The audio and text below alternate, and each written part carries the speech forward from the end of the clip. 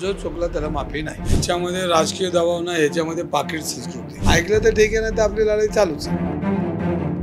पुण्यातील कल्याणी नगर भागात झालेलं हिट अँड रन प्रकरण अनेक दिवसांपासून चर्चेत आहे। रोज नवे खुलासे होत आहेत आणि या संदर्भात सातत्याने आवाज उठवणारे रवींद्र धंगेकर आता आपल्यासोबत आहेत। रवी भाऊ, या सगळ्या प्रकरणात जे अधिकारी आहेत त्यांच्यावर कुठला प्रकारचा राजकीय दबाव आहे का, असा थेट पहिला प्रश्न विचारतो।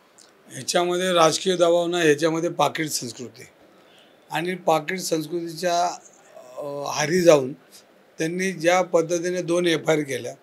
ससूनमधल्या डॉक्टरांनी पाकिट संस्कृतीवर जाऊन रक्तगट बदल केले, म्हणजे हा गंभीर गुन्हा आहे। हे पाप आहे, यांच्यातनं घडलेले पाप आहे आणि या पापामध्ये जे सामील आहेत त्यांच्यावर कारवाई व्हावी ही आमची पहिल्या दिवसापासून मागणी ती राहणार आहे।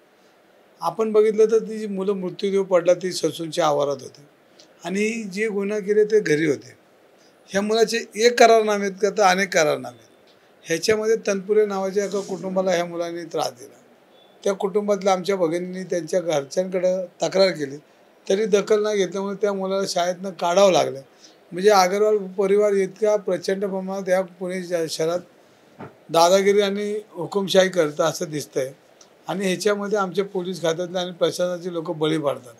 ह्या सगळा सारासार विचार करताना आम्ही रस्त्यावर आलो आणि पुणेकरांचा आवाज मग कोणाला दडपता येईना। मग गृहमंत्री आले, गृहमंत्र्यांनी बी पोलिसांची बाजू घेऊन निघून गेले, पण आम्ही रस्त्यावर आहे।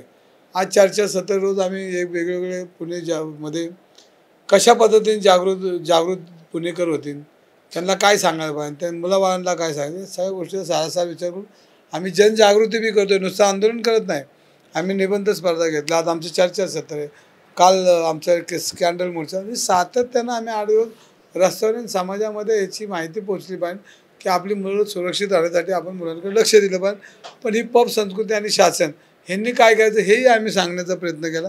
ऐकलं तर ठीक आहे, नाही तर आपली लढाई चालूच आहे। मात्र शासनावर म्हणजे जो काही या प्रकरणातली चौकशी चालू आहे त्याच्यावर कुठल्या प्रकारचा दबाव आहे का? कारण पुण्यातील वंचितचे नेते वसंत मोरे यांनी आज सकाळी एक पोस्ट केली, ससूनचे जे डॉक्टर तावरे आहेत त्यांच्यात हिंमत असेल तर त्यांनी दोषींची नावं उघडपणे घ्यावीत, त्यांना सुरक्षा द्यायची जबाबदारी आमची आहे। तर या प्रकरणात खरंच कुणाची नावं दाबली जात आहेत का असं वाटतं? नाही, वसंत मोरे काय म्हणले मी ऐकलं नाही आणि ते काय म्हणतात त्याच्याकडं त्याच पद्धतीने ते बघतील, पण आमची मागणी की ही कडक शासन सगळ्यांना झालं पाहिजे। रवी भाऊ, या प्रकरणात एक आमदार आहेत, वडगाव शिरीचे आमदार सुनील टिंगरे यांचं नाव सातत्याने येत आहे। आज सकाळी सुषमा अंधारे यांनी पत्रकार परिषद घेतली, त्यात त्यांनी सांगितलं की पबमध्ये वेदांत अग्रवाल यांच्यासोबत दारू पिणारी इतर मुलं जी होती त्यांचे चेहरे ब्लर करून प्रसारित करण्यात आली। ती मुलं कोण होती ती शोधायला हवी, त्याचा तपास पोलिसांनी करण्यात यावा। या प्रकरणाशी सुनील टिंगरे यांचा थेट संबंध आहे का, असा आरोप तुमचा थेट आरोप आहे? बघा, ह्याच्यामध्ये मी काल बी बोललो, रवी धंगे चुकला तर त्याला माफी नाही। मग तो कोणी का असाना, जो चुकला त्याला माफी नाही। कारण हा पुणेकरांचा प्रश्न आहे, आमच्या युवकांचा प्रश्न आहे, आमच्या कुटुंबाचा प्रश्न आहे।